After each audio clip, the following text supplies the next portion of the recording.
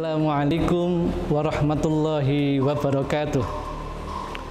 Innal hamdalillah wa bihi nasta'inu ala umuri dunya waddin.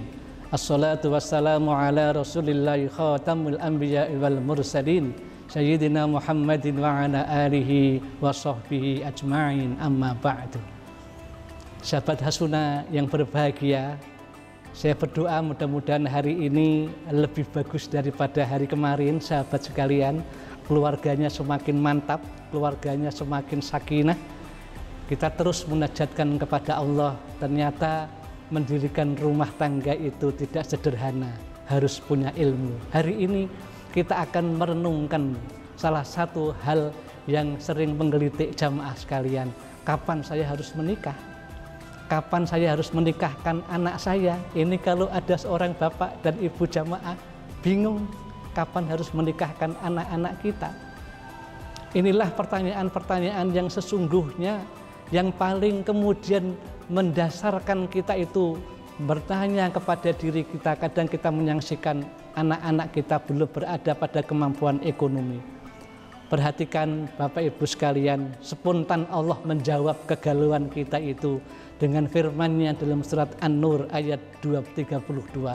A'udzubillahi minasyaitonirrajim wa ankihul ayama minkum wassholihina min ibadikum wa imaikum iyakunu fuqara ayughnihimullahu min fadlih wallahu wasi'un alim.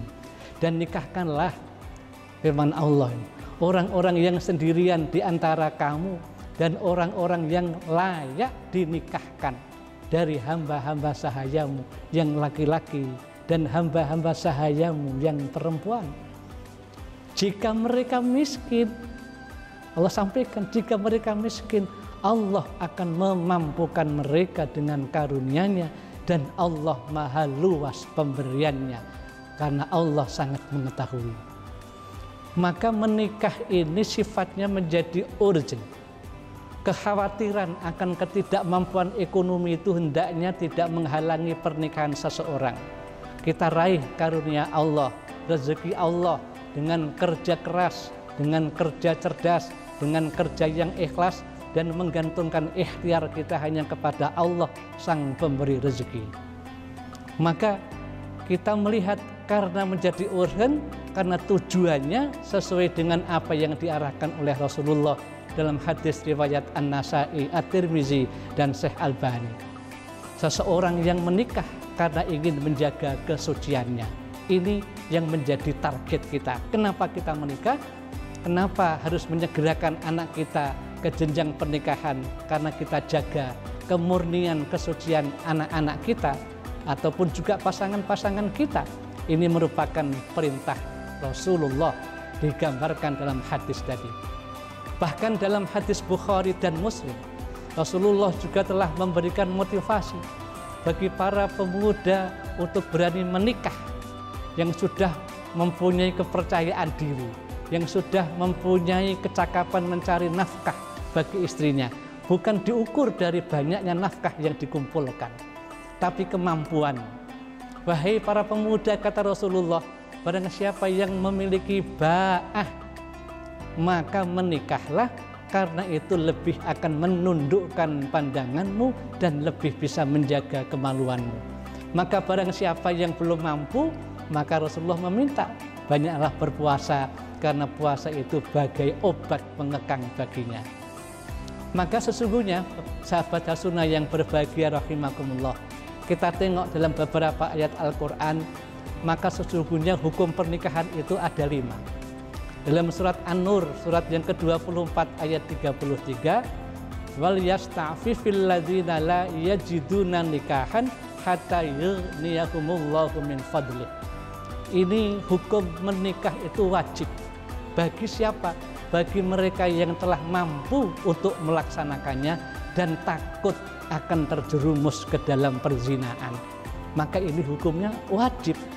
Punya kemampuan dan ada rasa takut, kemudian dia kalau tergoda malah kemudian terjerumus ke jurang perzinaan, maka ini hukumnya menjadi wajib bagi yang mampu dan takut untuk berbuat zina dan menjaga kesuciannya. Yang kedua, bisa saja nikah itu hukumnya sunnah atau mustahab. Apabila seorang telah mampu melaksanakan pernikahan, namun ia tidak dikhawatirkan akan terjerumus kepada hal-hal yang diharamkan oleh Allah, maka jika tidak melaksanakannya tidak akan terjerumus karena sikap kehati-hatiannya, maka ini bisa dilaksanakan karena hukumnya sunnah.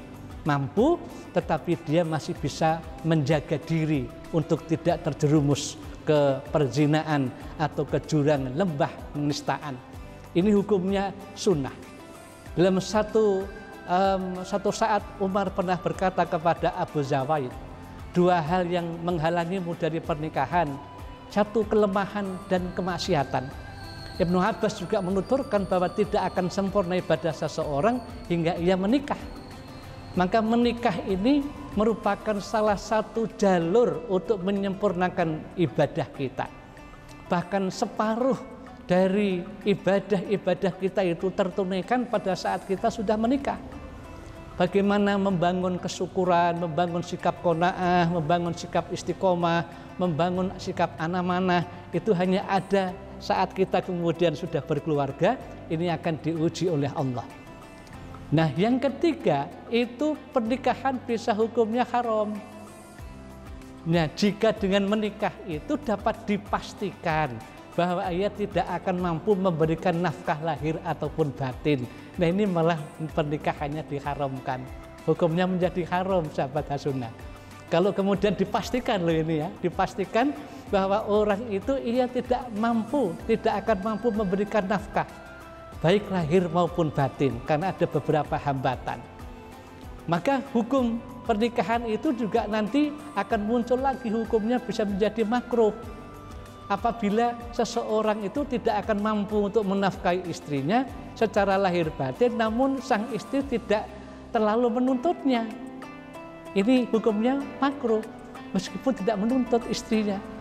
Nah, inilah yang kemudian kita perlu untuk mematut diri agar kita menjadi pada tingkatan wajib untuk menikah.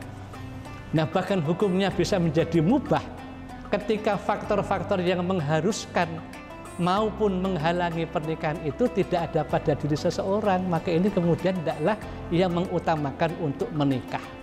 Jamaah sunnah yang kami hormati rahimakumullah, maka sesungguhnya manusia itu dibagi menjadi dua golongan. Pertama, yang butuh nikah atau ta'iq ilan nikah. Ada yang punya kesiapan atau tidak. Jika butuh nikah dan punya kesiapan, maka dianjurkan untuk menikah. Seperti firman Allah dalam surat An-Nisa ayat 3, wa ankihu ma taba lakum minan nisa, maka nikahilah wanita-wanita yang kamu senangi. Ini karena kita butuh untuk nikah. Yang kedua, tidak ada kebutuhan untuk nikah. Ta'iq ilan nikah. Dalam konteks ini kita melihat ada dua keadaan. Tidak punya kesiapan ataupun ia mendapati kesiapan finansial untuk menikah namun tidak butuh menikah karena sesuatu hal yang dimakruhkan.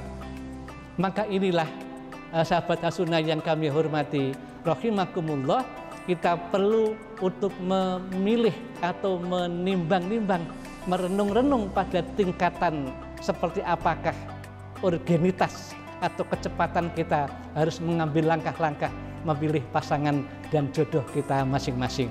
Tapi insya Allah kalau niat nikahnya itu ibadah kepada Allah sebagai sarana menyempurnakan ibadah kepada Allah, insya Allah Allah akan curahkan banyak karunia kepada calon-calon manten dan juga mantan-mantan manten yang betul-betul menjaga rumah tangganya dengan apa yang diarahkan oleh Allah dan dicontohkan oleh junjungan kita Nabi besar Muhammad Sallallahu Alaihi Wasallam.